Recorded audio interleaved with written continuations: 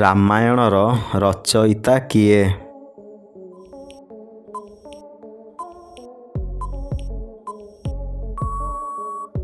ଏହାର ସଠିକ୍ ଉତ୍ତର ହେଉଛି ବାଲ୍ମୀକି। ପରବର୍ତ୍ତୀ ପ୍ରଶ୍ନ, କୁମାର ସମ୍ଭବମ୍ର ରଚୟିତା କିଏ?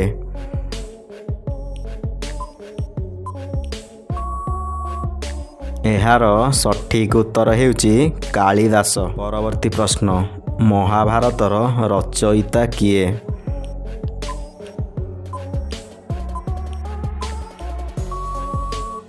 ଏହାର ସଠିକ୍ ଉତ୍ତର ହେଉଛି ବେଦବ୍ୟାସ। ପରବର୍ତ୍ତୀ ପ୍ରଶ୍ନ, ଅଭିଜ୍ଞାନ ଶାକୁନ୍ତଳମ୍ର ରଚୟିତା କିଏ?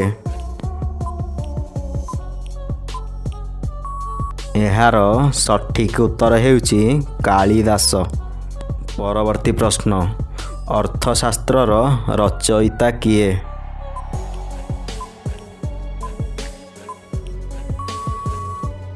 ଏହାର ସଠିକ୍ ଉତ୍ତର ହେଉଛି ଚାଣକ୍ୟ। ପରବର୍ତ୍ତୀ ପ୍ରଶ୍ନ, ମେଘଦୂତର ରଚୟିତା କିଏ?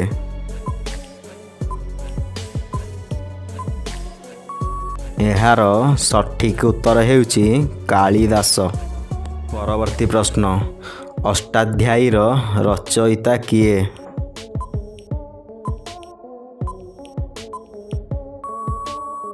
ଏହାର ସଠିକ୍ ଉତ୍ତର ହେଉଛି ପାଣିନି। ପରବର୍ତ୍ତୀ ପ୍ରଶ୍ନ, ରଘୁବଂଶମ୍ର ରଚୟିତା କିଏ?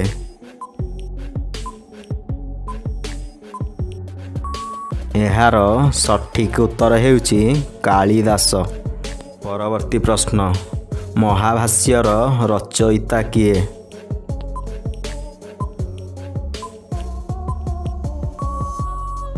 ଏହାର ସଠିକ୍ ଉତ୍ତର ହେଉଛି ପତଞ୍ଜଳି। ପରବର୍ତ୍ତୀ ପ୍ରଶ୍ନ, ବୁଦ୍ଧ ଚରିତ୍ରର ରଚୟିତା କିଏ?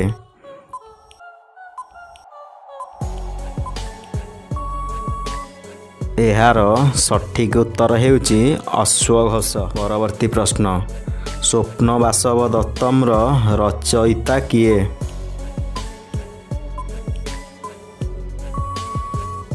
ଏହାର ସଠିକ୍ ଉତ୍ତର ହେଉଛି ଭାସ। ପରବର୍ତ୍ତୀ ପ୍ରଶ୍ନ, ନାଟ୍ୟଶାସ୍ତ୍ରର ରଚୟିତା କିଏ?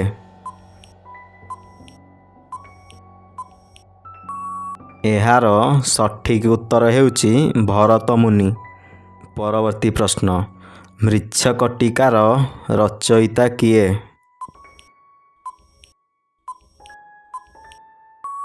ଏହାର ସଠିକ୍ ଉତ୍ତର ହେଉଛି ଶୂଦ୍ରକ। ପରବର୍ତ୍ତୀ ପ୍ରଶ୍ନ, ସୂର୍ଯ୍ୟ ସିଦ୍ଧାନ୍ତର ରଚୟିତା କିଏ?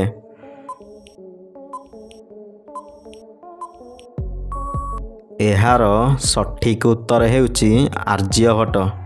ପରବର୍ତ୍ତୀ ପ୍ରଶ୍ନ, ପଞ୍ଚତନ୍ତ୍ରର ରଚୟିତା କିଏ?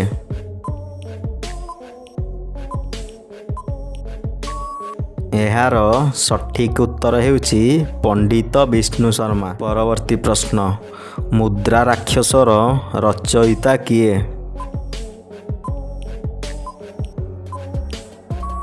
ଏହାର ସଠିକ୍ ଉତ୍ତର ହେଉଛି ବିଶାଖା ଦତ୍ତ।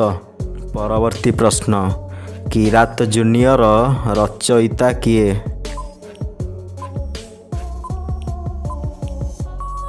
ଏହାର ସଠିକ୍ ଉତ୍ତର ହେଉଛି ଭାରବୀ। ପରବର୍ତ୍ତୀ ପ୍ରଶ୍ନ, ଦଶକୁମାର ଚରିତର ରଚୟିତା କିଏ?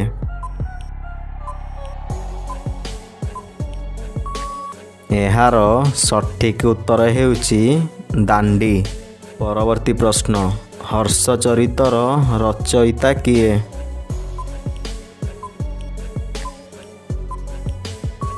ଏହାର ସଠିକ୍ ଉତ୍ତର ହେଉଛି ବାଣଭଟ୍ଟ। ପରବର୍ତ୍ତୀ ପ୍ରଶ୍ନ, କାଦମ୍ବରୀର ରଚୟିତା କିଏ?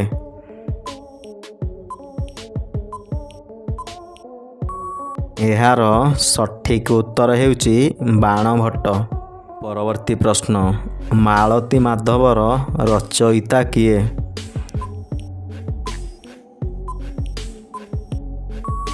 ଏହାର ସଠିକ୍ ଉତ୍ତର ହେଉଛି ଭବଭୂତି।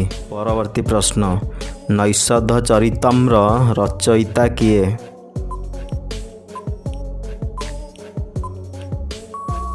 ଏହାର ସଠିକ୍ ଉତ୍ତର ହେଉଛି ଶ୍ରୀହର୍ଷ। ପରବର୍ତ୍ତୀ ପ୍ରଶ୍ନ, ଗୀତ ଗୋବିନ୍ଦର ରଚୟିତା କିଏ?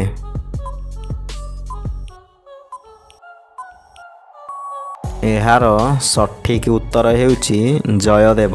ପରବର୍ତ୍ତୀ ପ୍ରଶ୍ନ, ଶିଶୁପାଳ ବଧର ରଚୟିତା କିଏ?